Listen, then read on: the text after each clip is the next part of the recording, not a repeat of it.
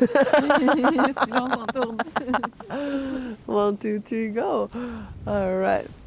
So, hi, this is Ilan from the NetCast, and I'm presenting you Laura, who's an outdoor educator. Hi, Lan. Hi, how are I'm you? good. Thanks for having me. Yeah, welcome.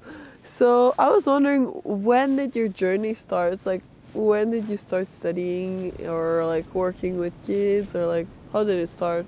So, the first time I ever worked with kids was when I was 15 years old, and I was a Okay. dance teacher at my local dance school. Nice. And that was a really interesting experience. And then when I moved on to higher education, I discovered that I had this passion for the environment. Yeah. And so I went to do environmental studies. I did a bachelor's degree in university. Nice. And realized that communications and education was really what I was passionate about and really my strong suit. So I decided to pursue that, and I've been working in the industry for about 2 years now, which has been Nice. really fulfilling In and really BC? lovely. So yeah, in BC mainly. I've done a few different jobs here and there in Quebec, and then in BC as well.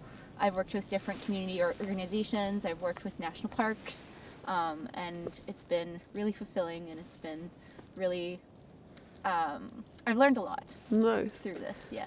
Nice. And what's your like favorite thing about your job? What I love about my job is that I get to share this passion, and I get to create a community of stewards for tomorrow. Yeah. When you think about it, youth and school children are, they're the citizens of tomorrow, and we need to introduce them to taking care of the land and revisiting what we're doing and our impact as humans to protect our environment, protect the world we live in. And those are the people who will help us see that happen in the future. Yeah. Okay. All right. So, could you tell me like a day in your life at your job? Yeah, so on days where I go out and work with different groups, I'll go into schools, or I'll do workshops with partner organizations. Like, I'll go to some local libraries and do workshops there in the summer, and I'll teach a group of kids about a specific subject for about an hour and do an activity with them and raise awareness to this topic. Might it be a species at risk, or a natural disturbance in the environment, and something that they might see eventually, in the future, or if they're going exploring in the summer, something they might see out and they might gain interest in. So that's what I normally do. Sometimes I'll go and work with summer camps as well.